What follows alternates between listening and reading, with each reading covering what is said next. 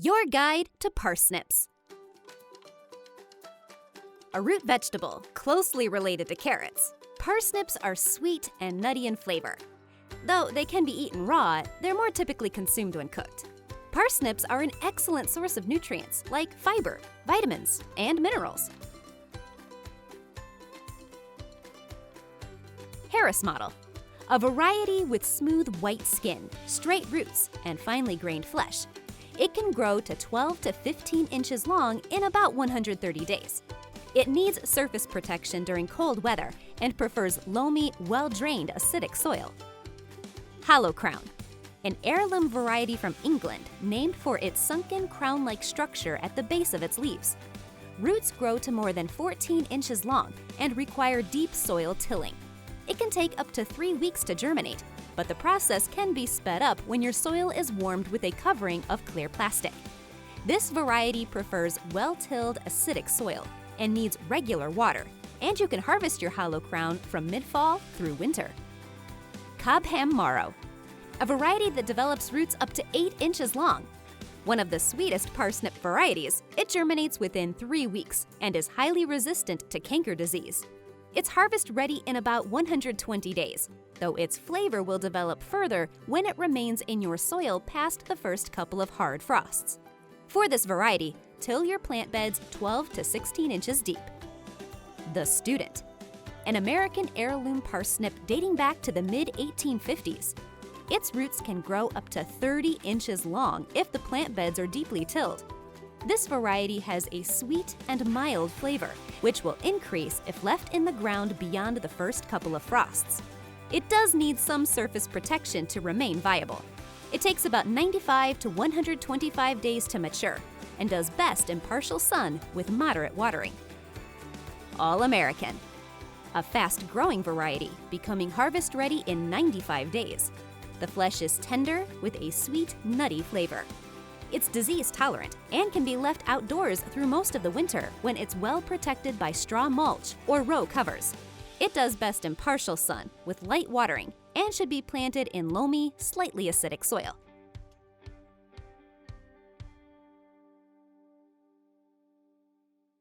Always directly sow your parsnip seeds into your garden. It doesn't do well as a transplant. Loosen your soil to a depth of 12 to 15 inches and then mix in a 2 to 4 inch layer of compost. Keep in mind that crusting soils will limit your seedling's ability to emerge. Now, you'll want to sow your seeds a ½ inch, 1 centimeter deep, spaced about 0.5 to 1 inch, 1 to 2 centimeters apart. Cover your seeds with compost or fine sand to help them get established. Make sure to also keep your soil surface uniform and moist. Parsnip seeds can take as long as 3 weeks to germinate and will germinate best when soil temperatures are between 50 to 70 degrees Fahrenheit, 10 to 21 degrees Celsius. Newly emerged parsnip plants are very small with 2 thin grass-like leaves. The next leaves to emerge will look frilly or fern-like. Thinning. It's important to thin your seedlings because this gives them enough room to properly develop their roots. Once the largest seedlings are 3 to 4 inches, 8 to 10 centimeters tall, thin them by pulling up the extra ones.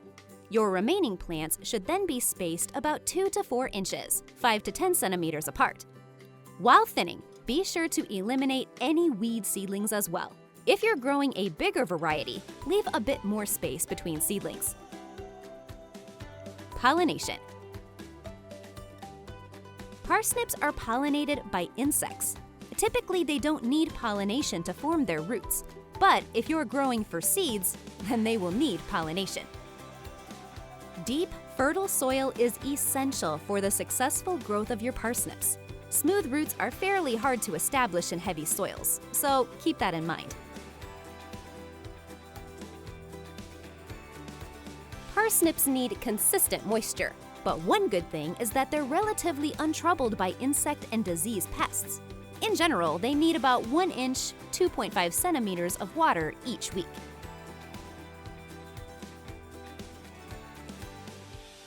Because of their longer growing period, It's really important to manage weeds around your parsnips. Carefully remove any weeds and try not to disturb your parsnips' roots in the process. Note: parsnips grow best when directly sown because transplanting both damages and misdirects their root growth. Never start them in pots because their long taproots begin developing early. Fertilizer. Apply a quarter cup of a nitrogen-based fertilizer, 21:0:0, per 10 foot of row. You'll want to do this about 6 weeks after seedlings emerge, then again about 4 weeks later to encourage them to grow quickly. Place fertilizer to the side of the row, then water it into the soil. Keep in mind, though, that excess nitrogen causes excessive top growth and root forking. Mulch.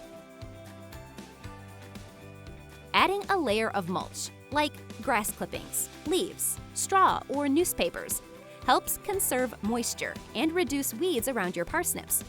Mulch also cools the soil and reduces water stress. You can apply these materials during the summer once temperatures start to rise. Plants can be protected over the winter with a thick layer of mulch as well. Typically, straw or compost works best.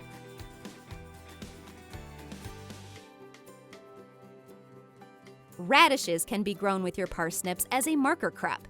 Radish seeds germinate quickly, so their distinctive leaves mark the row. You can pull and eat these radishes as your parsnips grow, which will end up giving your parsnips more room. This also helps to break up the soil crust. Peas, potatoes, beans, and garlic are also great companion plants for your parsnips. Don'ts. Carrots, celery, and caraway are all bad companion plants, so avoid planting them with or near your parsnips.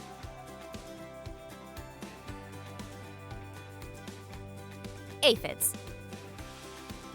These tiny pests come in a variety of colors: green, black, red, light orange, or yellow, and mainly feed on the undersides of leaves and stems. What they're actually feeding on is the sap in plants, which ends up causing the plants damage. Aphids also leave behind a sticky substance called honeydew, and they are a pest that's known to spread diseases. Aphids can be tolerated by most plants when their numbers are low, but if there's a lot of aphids, they can stunt a plant's growth and cause a plant's leaves to turn yellow and fall off. Here's what to do. For the most part, plants can handle mild aphid infestations. But if they're found, a strong jet of water from a garden hose will wash them off the plants. Spraying plants with water should be done early in the morning so that the plants can dry off during the day. Sticky traps, neem oil, insecticidal soaps, and horticultural oils are also effective against aphids. Just be sure to follow the application instructions on the packaging. Oftentimes, you can also get rid of aphids by wiping or spraying the leaves with a mild solution of water and a few drops of dish soap. One variation includes adding a pinch of cayenne pepper. Soapy water should be reapplied every 2 to 3 days for about 2 weeks. As well, you can try to attract beneficial insects like lady beetles, hoverflies, and lacewings, all of which are important aphid predators. Make sure to check all transplants for aphids before planting. And keep in mind that aphids aren't very mobile, so it's not uncommon to find one heavily affected plant surrounded by plants that are fine. If this is the case, simply remove and destroy the infected plant. Carrot rust fly. Female flies lay eggs in the soil, and after hatching, larvae will enter and damage the roots of plants. These attacked plants either die or they grow small roots, which can't be eaten. Other pests and diseases can then enter the infected plant, causing rot diseases. Here's what to do. Practice crop rotation, control weeds, and cover seed beds with floating row covers before any seedlings emerge. Also, paraffin-soaked rags tend to discourage carrot rust flies, while companion planting with onion can also help. Carrot fly nematodes, or sticky traps, are other useful remedies, and be sure to also destroy any crop residue after harvest. Slugs and snails. These slimy pests are either hard-shelled or soft, and they are nocturnal creatures who feed on the leaves and stems of a plant during the night.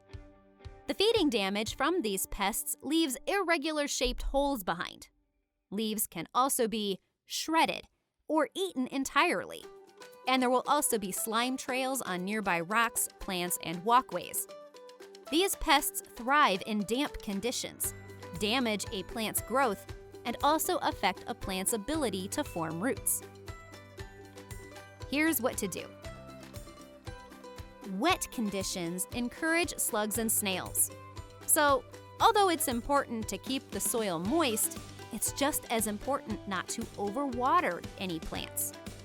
As well, avoid overhead watering and keep any organic waste away from plants. If possible, hand-pick any slugs or snails at night, which is when those pests are most active. Beer traps are another way to handle a snail or slug problem. For this, dig a hole in the ground and place a large cup or bowl into the hole. It's best to use something with steep sides so that the slugs can't crawl back out when they're done, like a mason jar. Fill the jar about half full with beer and let it sit overnight. In the morning, the jar should then be full of drowned slugs that can then be flushed down the toilet.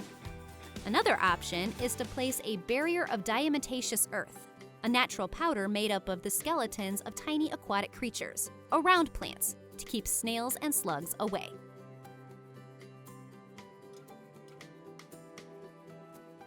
Bacterial blight. A disease that causes water-soaked spots to appear on leaves. Those spots will grow and turn brown while also being surrounded in yellow, and when the lesions come together, plants develop a burned appearance. At this point, any leaves that die will remain attached to the plant. Bacterial blight will also stunt the growth of plants, and it can be spread by water, wind, animals, or people. Here's what to do. Plant certified disease-free seeds when possible, and practice good crop rotation.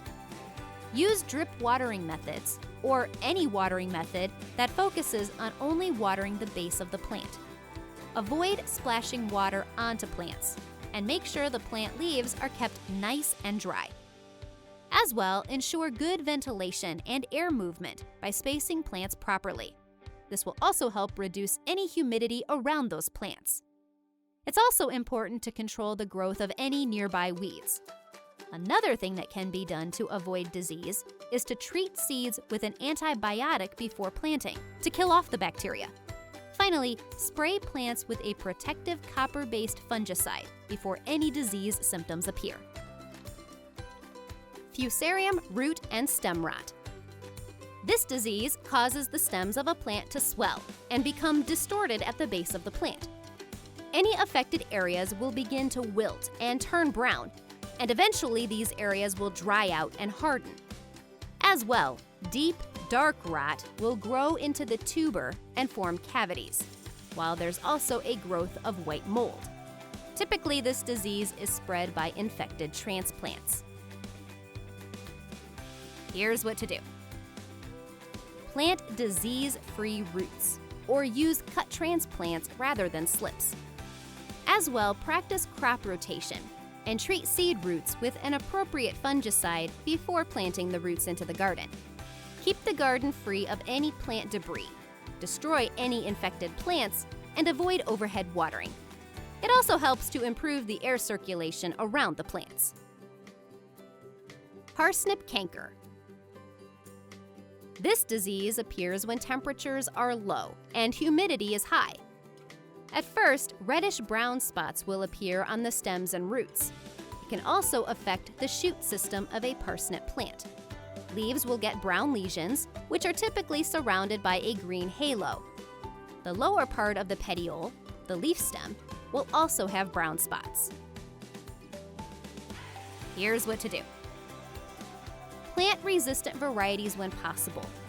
Avoiding excessive watering, destroy any weeds and/or crop residue, and practice proper crop rotation. Sclerotinia rot, aka white mold. a fungal disease that causes cotton-like white mold to form on infected plants. Irregular gray water-soaked lesions will appear on the leaves, while white-gray lesions appear on the plant stems. Sometimes the leaves and branches will also turn slimy. During warm and humid weather, plants are often completely destroyed. This fungus can survive in the soil for more than 5 years, and it is spread by wind, contaminated water, and by infected seeds. Here's what to do. Plant resistant varieties when possible. Practice proper crop rotation, and keep planting beds well drained. Also, add aged compost, avoid overhead watering, and keep the garden free of debris and weeds. It also helps to avoid using excessive nitrogen fertilizer, and to also keep rows spaced widely apart. If white mold is found on any plants, potassium bicarbonate is a safe, effective fungicide that kills spores on contact. Like baking soda, potassium bicarbonate is also a great preventative treatment because it raises the pH level of soil above 8.3, an alkaline environment that isn't ideal for fungus to grow. Simply mix 3 tablespoons of potassium bicarbonate, 3 tablespoons vegetable oil, and 1/2 teaspoon of soap together into a gallon of water. Then spray it onto the affected plants. Baking soda itself has a high pH of 9, so it can also help to raise the pH level of soil for plants. And the baking soda creates a very alkaline environment that kills the fungus. Typically, though, baking soda is best used as a preventative treatment rather than a fungicide. Mix 1 tablespoon of baking soda and a 1/2 teaspoon liquid hand soap with 1 gallon of water. Then spray the solution on affected leaves, but don't apply it during daylight hours. It might also be best to test 1 or 2 leaves first to see if it causes sunburn to the plants.